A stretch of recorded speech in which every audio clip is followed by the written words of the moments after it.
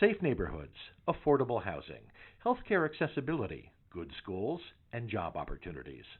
All of these components impact a community's health. Today, we'll learn about an initiative targeting these 5 impact areas to improve Columbus, Ohio's South Side.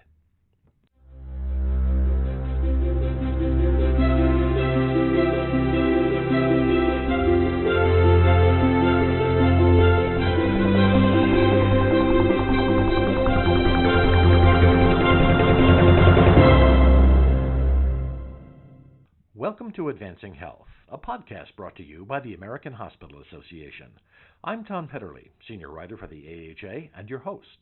Nationwide Children's Hospital, in partnership with Community Development for All People, has created a program called Healthy Neighborhoods, Healthy Families to revitalize 52 square blocks of the neighborhood directly south of the hospital's main campus. By rehabbing formerly vacant properties and building homes on vacant lots, the program gives families access to affordable housing.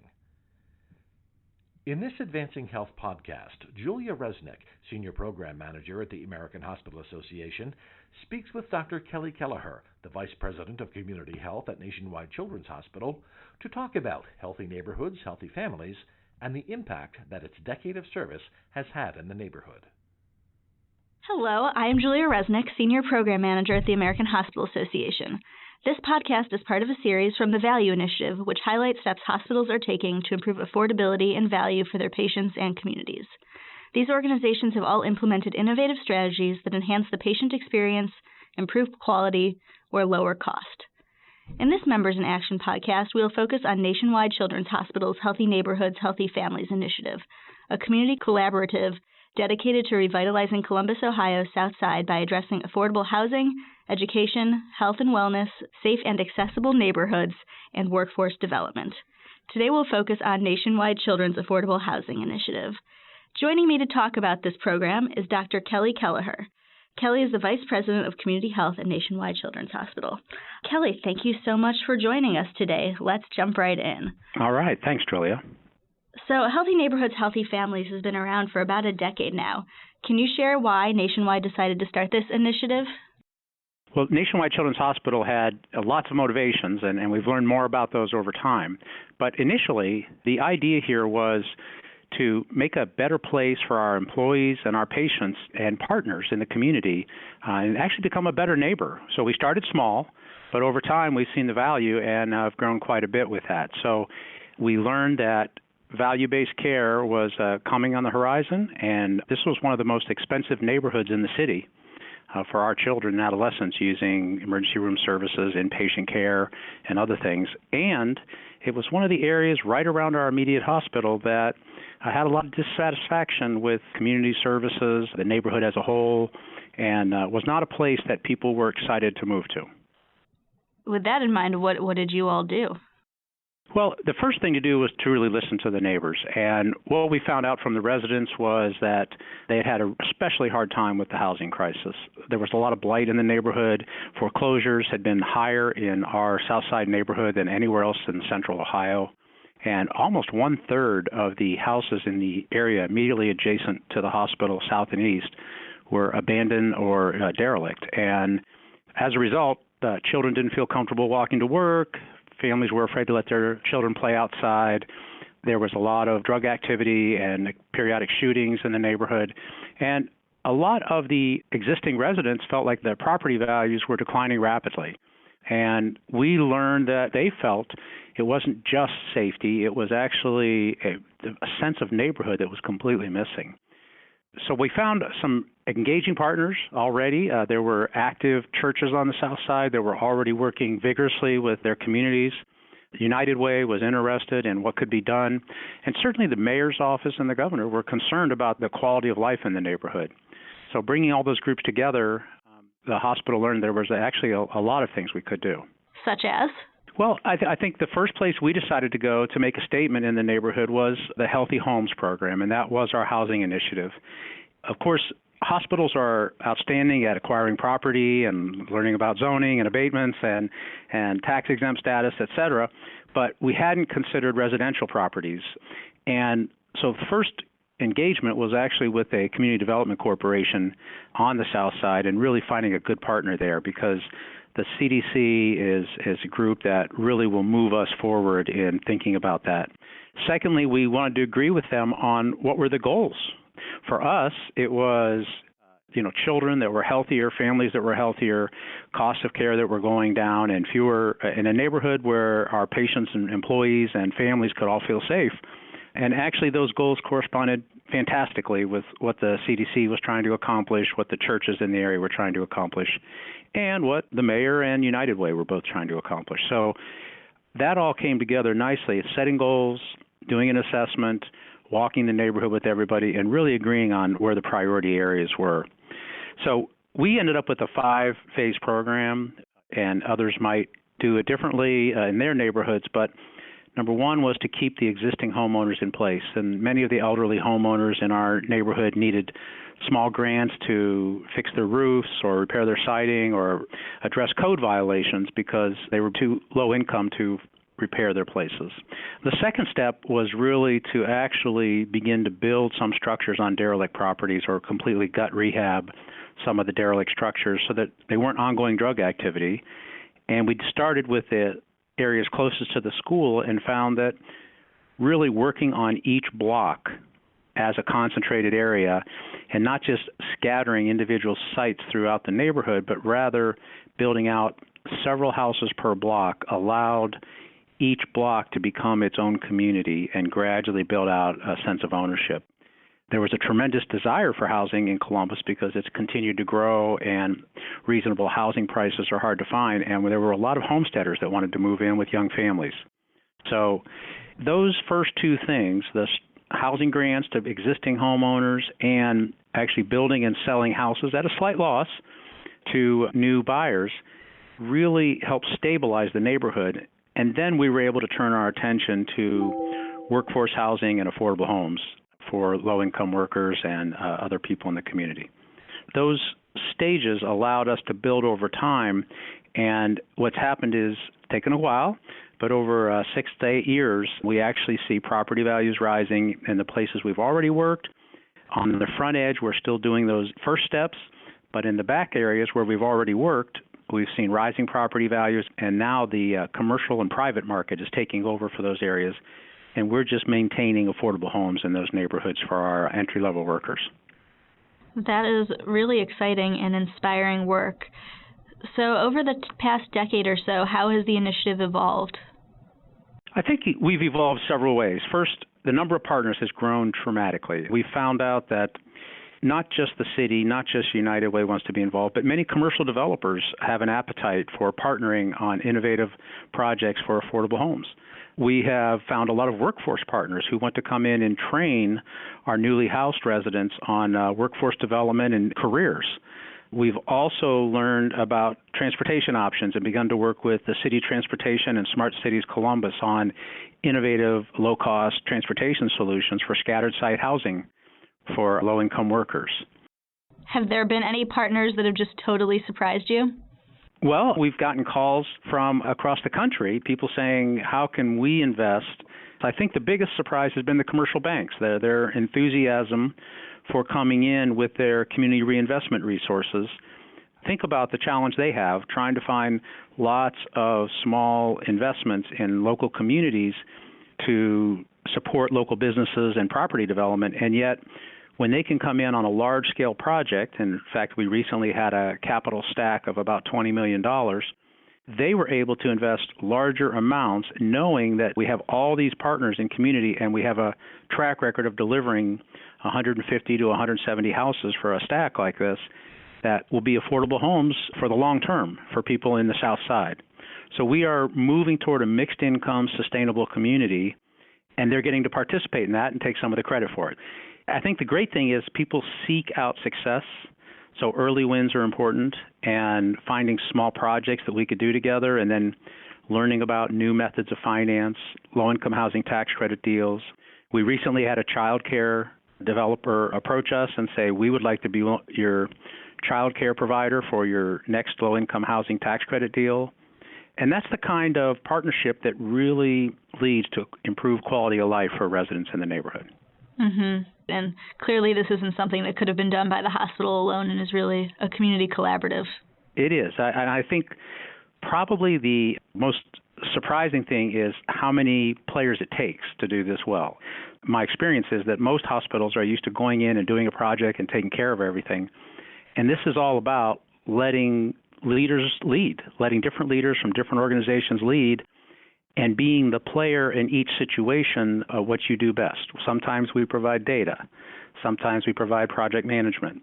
Sometimes we might provide a guarantee on a loan. Mm-hmm. There are many, many different roles that a hospital can play in a community to truly enhance the well-being of the community itself. So moving on, what has been the impact of Healthy Neighborhoods, Healthy Families on your patients and on your community? Well, the interesting thing is, and the thing I'd like to start with, probably the most shocking thing to me has been the impact on our employees and our institution. It's really become an employee attractant. We've had people call and say, I want to work here because I want to be involved in this. We've had job applicants talk about it.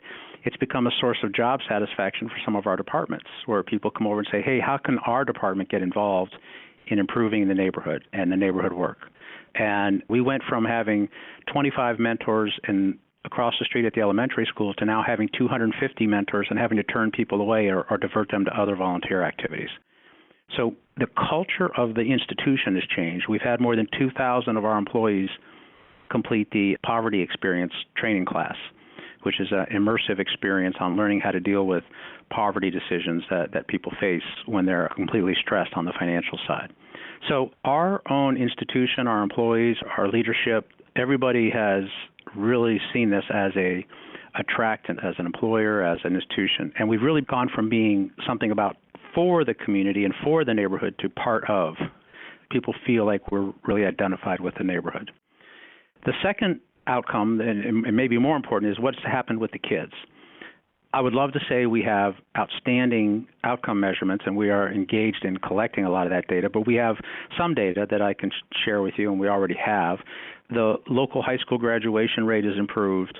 Crime in our immediate area, especially violent crime, has gone down. We're measuring now property crime to see if that's also been reduced at all. Mm-hmm. And we are actually seeing some early declines in the cost of care and emergency room care for children living in this neighborhood. Not just children being placed in new housing, but children in the entire neighborhood, which is especially fascinating for me because there's not just an effect of what's it like to move into a new housing, but if 4 of the 10 houses on the street are cleaned up and there's a better neighborhood and people feel safer and there's no abandoned homes where a lot of drug activity is going on, children feel safer playing outside, neighbors come out and get to know each other.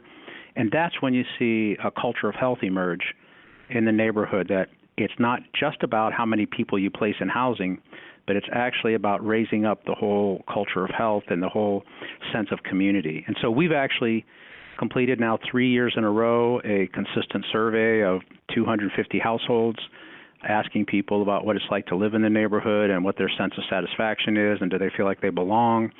And we're seeing year-over-year rise in satisfaction with the neighborhood, excitement about being there, what it means to belong in the neighborhood, and surveys have continued to climb each year. So we're going to continue that survey for the next 3 years and see how we do. And eventually, what we really hope to show is that child health outcomes are improved. Better rates for asthma, infant mortality, and injuries especially. But that'll take time, and it took 80 years for this neighborhood to really decline to the point it had in 2010, and it's going to take more than just 8 to build it back up. Absolutely, and as you continue to collect more data, we'd love to hear about what you're finding. Absolutely. For a hospital that might be considering working on affordable housing, what are the most significant lessons you've learned on your journey so far? I think the first thing I would say is it's hard to overestimate the importance of the partnerships, especially a community quarterback. Hospitals speak corporate language. We talk in return on investment and value propositions and capitation contracts. But having somebody in the neighborhood who is trusted, who's engaged, who really has their boots on the ground and serves people where they are and understands the aspirations and dreams of the neighborhood is a critical factor. And we've had a wonderful partner in Community Development for All People, which is our community development organization. It's a faith-based organization that serves lots of low-income people on the South Side, and they've been there for 25 years, and so they're trusted, well-known, and well-respected. And instead of the hospital coming down from on high saying, we're about to launch this big initiative in your neighborhood, it's really been a partnership where we've been able to do that. Secondly, it's constantly reassessing. There are many moments when a major amount of trust is involved. It's very, very challenging to get people to speak the same language. So we spend a lot of time training people in the neighborhood on what it's like to be a hospital, how to speak corporate language, what's a 501c3, and how to run an agenda, how to run a timetable. And they teach us about who are the leaders in the neighborhood. And they don't usually have titles, and they're just known as the mayor of the South Side, or, one corner or another is where people gather. And you have to learn those things and really understand them. So the history of the community is very, very important. And then finally, it's been really obvious that over time, and it wasn't obvious at the beginning, that almost everybody in town wants to play a role in success. And the United Way wanted to be involved and say, how can we leverage what you're doing with our stuff so we're not doing it independently? Goodwill Industries came on board and said, we'd like to do our job training, but we want to do it in coordination with you rather than in juxtaposition. Mm-hmm. The mayor's office, Department of Development, said, hey, we have a city plan. If you work with our plan, we can make some of these things easier.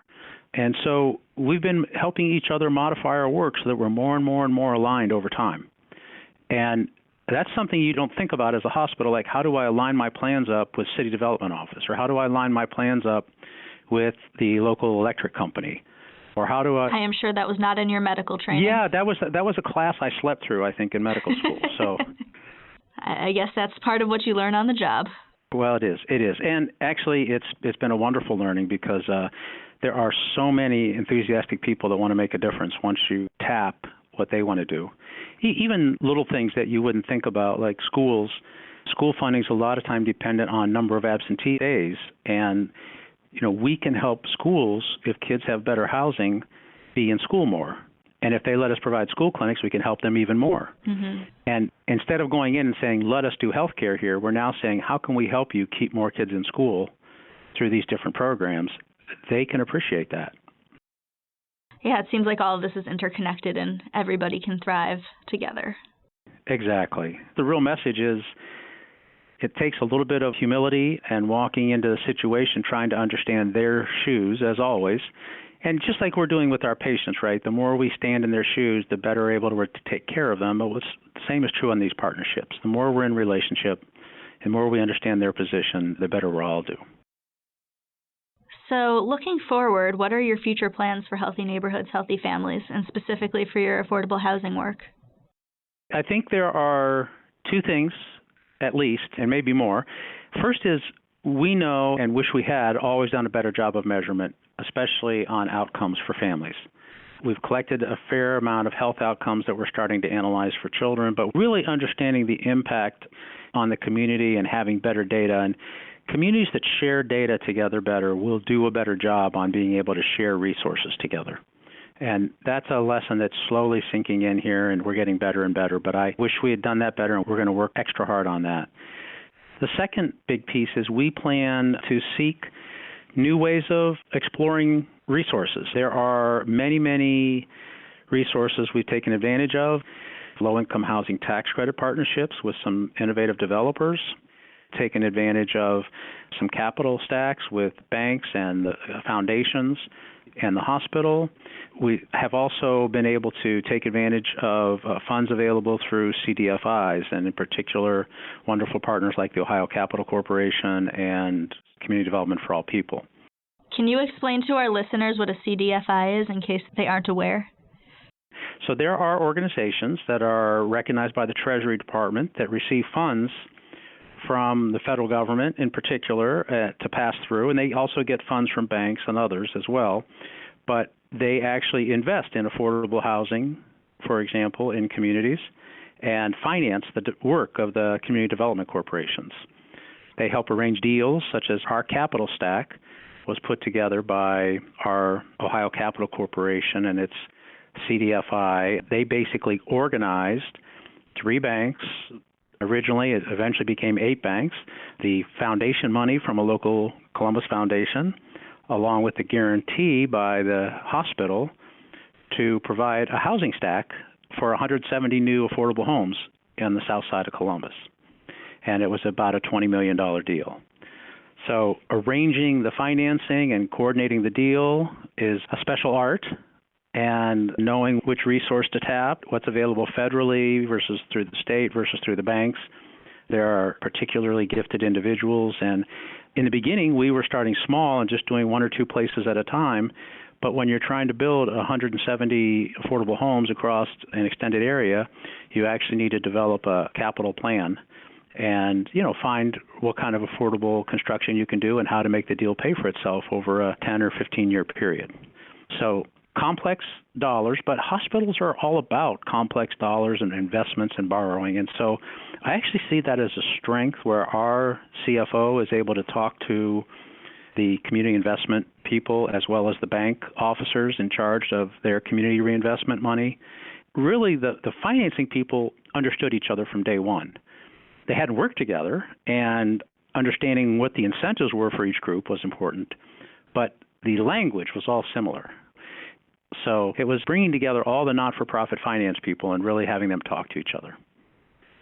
Thank you for explaining CDFIs. As we were talking, I realized that there's a completely different language involved in community development and housing than our hospitals are used to talking about.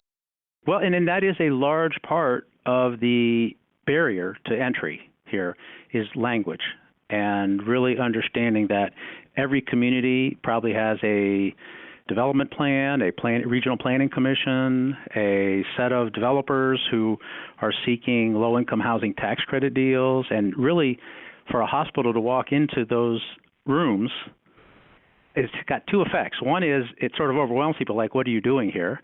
And secondly, people are very respectful of what the hospital can do. Mm-hmm. And so it actually enhances their competitiveness for some funds. So, for example, in our recent tax credit deals, the hospital's presence, the reviewers told us at the state level, the hospital's presence really enhanced the quality of the application.